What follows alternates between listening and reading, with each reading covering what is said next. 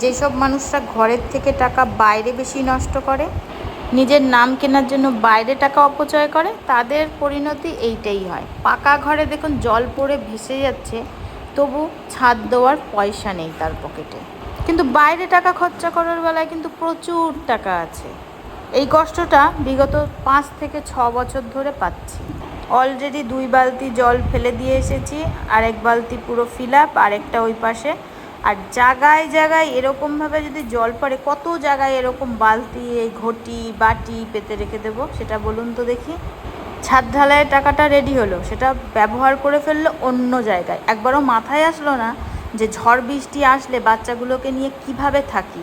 আর এইভাবে যদি টাইলসের মধ্যে জল পড়ে, কখনো চোখে দেখা যায়? যে কোনো মুহূর্তে হুড়মুড়িয়ে সবাই শুদ্ধ পড়তে পারে।